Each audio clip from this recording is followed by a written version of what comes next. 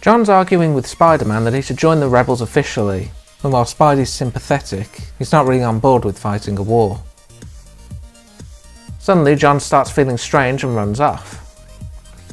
Heading topside, Spidey spots a man being grabbed by a pair of bestials posing as paramedics.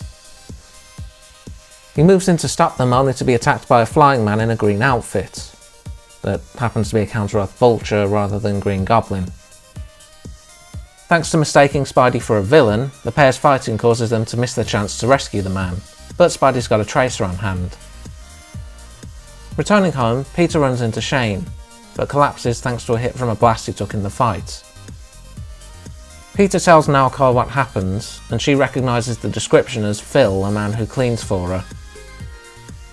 Following an embarrassing moment of mistakenly calling Naoko MJ, Peter heads out to pick up the signal from the tracer. Unfortunately, it fell off the ambulance along the way, but Spidey takes the chance and explores nearby. Luckily, he discovers a building that was only recently abandoned, with evidence suggesting the phony doctors were using it as a base. His best clue being some discarded packets with the name Bestial Beauty. Investigating Bestial Beauty, Spider encounters the doctors from the night before. He's surrounded, but Vulture swoops in, causing a distraction. Beating everyone back, Vulture thanks Spidey for leading him there, but tells him this isn't his fight. After some accusations being thrown around, Vulture reveals he was one of the lucky few humans allowed to live in the upper city. While he was friends with both humans and bestials, he was eventually pressured into attacking a human slum. Unfortunately for him, one of the victims was one of his human friends.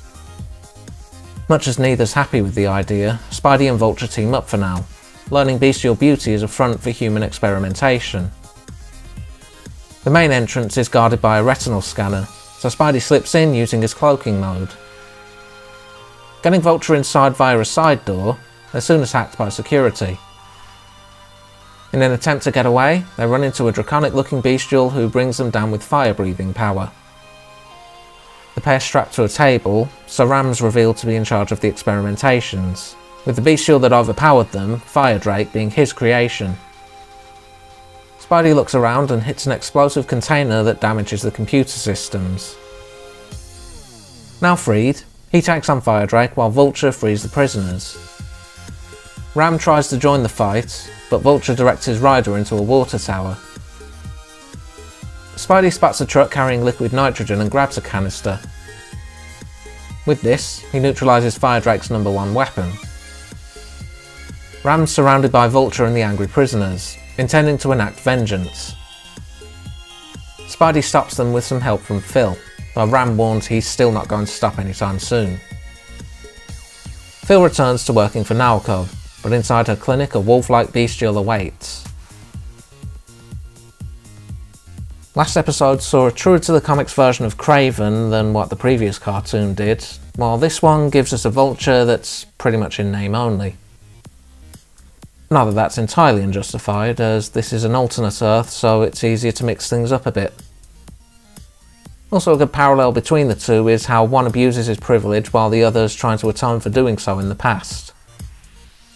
Very teeth-clenched team-up in this one, but they do have a shared self-loathing from an incident in the past they could have prevented as a common theme going on. I also think this is one of the only times so far the cloaking device has actually been useful. Another interesting implication is that Ram's conducting bestial experiments behind High Evolutionary's back. I don't think anything was going to come of it from what I've read, but it does hint that there's a bit of extra character going on for him.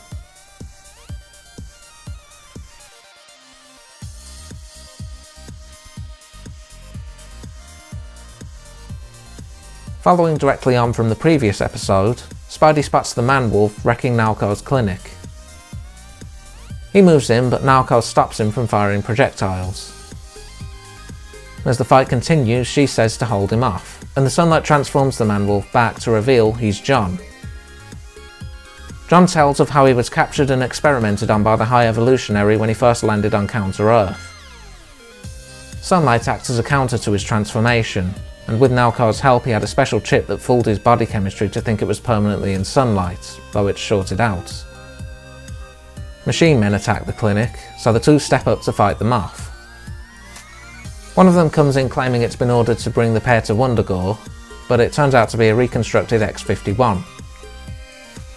Meanwhile, the rebels are searching X-51's memory banks and learn of an upper city power plant that's poisoning the water supply. Spidey and John arrive, which works out for them as Spidey's abilities could help them get past the plant's security.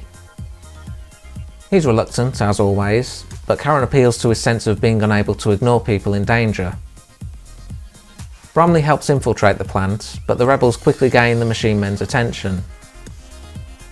Worse still, X-51's routine doesn't work either. Bromley performs a sneak attack, giving the rest of the rebels a chance to fight back.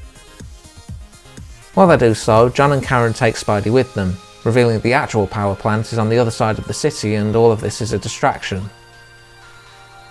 John hands Spidey a device to deactivate the master power switch. He and Karen then enter underground while Spidey navigates the main plant. Spidey's stuck dealing with drones along the way, while John and Karen fight off laser turrets. As a result, John takes a hit. Spidey makes it to the main processor and uploads the device, disabling the attackers. Despite this, another enemy awaits in the form of Counter-Earth's Electro, gunning for a spot among the knights. Meanwhile, John and Karen activate the backup power, intending to contact the High Evolutionary and give a list of demands. John also grabs a disc that catches his interest. The High Evolutionary is not willing to negotiate, but his conversation with Karen is interrupted when John starts transforming.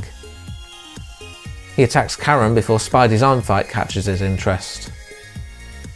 Spidey baits John into attacking Electro, knocking him into the reactor core. With the plant coming down around them, Spidey webs John up and escapes with him and Karen. Once again back in the sunlight, John returns to normal. He apologises to Karen for keeping it secret, telling her he'll leave the rebels given his position as part bestial, but she disagrees knowing he's fighting for their side. John also hands Spidey the disc he found, revealing it contains a location of the not quite destroyed Solaris 2. For those unfamiliar, John becoming a man-wolf has its origins in the comics, though through magic rather than science there. Given we're in a world with animal people, bringing that aspect through the High Evolutionary's experiments is an effective way of incorporating it. We've also seen that John's been undergoing something over the series, so nice to have some payoff for that. Good to have the rebels get some more spotlight, and get a bit of an idea of Bromley and Git's roles beyond their combat ability. As it's offhandedly mentioned, Git's good at forgery, which is how they got into the power plant in the first place. Karen and John have had their appearances throughout, but the others sort of fell by the wayside after the early episodes beyond Bromley being kidnapped. On the note of Electro, part of me wonders if he was put in as a bit of an in-joke.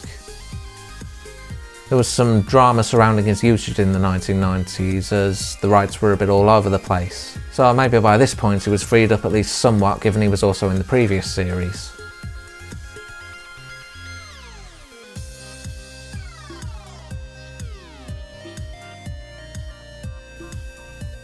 Nalco's once again arguing with Hector about Peter's tenancy. As a result, Peter decides to take his chances at finding the Solaris 2. Meanwhile, Ursula leads an assault on two fleeing bestials. They grab one, but the other's pulled underground. Peter doesn't get far before Green Goblin attacks him. As Peter notes, it's just a scare tactic intended to get him to leave, as he wasn't throwing any pumpkin bombs directly his way. Though given he was leaving anyway, not the best timing. He suits up with the intent to head to Atlantic City, as the disc points to. Unfortunately for him, Goblin had a camera nearby and learns his identity like many a Green Goblin before and after. Despite his spider sense going crazy, Spider-Man reaches Atlantic City and spots a large dome that might serve as a starting point to look for the ship. Goblin also makes himself known and they fend off a pair of bestials. He reveals he knows Spidey's identity, but Spidey counters he was about to leave Counter-Earth anyway. He asks for help getting to the dome, learning that even bestials fear it, while Goblin in turn realises John and Spidey are off-worlders. One of the bestials the pair fought alerts the dome, and a reinforced machine man attacks as they approach. Goblin bombs it, but its armour is tougher than the standard model. Spidey webs up its tracks before it crushes Goblin, allowing just enough time to evade it. Before it can attack them, the ground opens up and pulls them under. The pair's saviours are revealed to be bestials, including the one escaping Ursula earlier. Bringing them to their leader Prima, she explains that this is a commune of rejected bestials. The dome is a lab for processing the chemicals that create more of their kind, and that when the workers there are deemed unfit, they're recycled by the High Evolutionary. She then reveals she intends to turn Spidey and Goblin over, hoping it will grant them some reprieve. Forced inside the dome, they spot the end result of a bestial being recycled, reducing him to the chemical components. Spidey breaks free of his restraints, telling the rejects that that'll be their fate if they just hand him and Goblin over. He offers to help destroy the lab, though Goblin's not enthused by the idea and doesn't get the privilege of being freed as a result. Thanks to not noticing a sensor, Ursula becomes aware of the group's presence. An annoyed High Evolutionary tells her to take care of things lest she be the next recycling subject. Spidey finds the ship, but when he boards it, he discovers it still needs some wire work. He gets the rejects to free Goblin, who suspects he was just using them to find the ship. The rejects handle Ursula's forces as Spidey and Goblin work on the ship. The rejects are forced underground, so Spidey attacks Ursula himself. She's thrown into the ship as Goblin finishes repairs, and their fight ends up activating it. Spidey jumps aboard but struggles to get inside. Before he leaves the atmosphere, he redirects the ship at the dome, destroying it. Prima thanks Spidey for his help, though he also learns Goblin was nowhere to be found, likely killed in the explosion. Spidey's left wondering if maybe he and Goblin could have been friends under better circumstances, as well as if Goblin was right that he was just using the rejects to find the ship and get home. Goblin comes off a bit more chaotic in this appearance. Still against the High Evolutionary clearly, but more selfishly so. Granted, that could be because he's not happy at working with bestials, especially ones that took him captive. His relationship with his family didn't do much to stave off the jealous paranoia aspect of his character either. Could have really done with the why being explained a bit more. The potential's there, but given the low episode count, we end up left in the dark for the most part, and it could have been good to see the two work together on friendlier terms. Kinda refreshing to have a night that isn't Ram for once.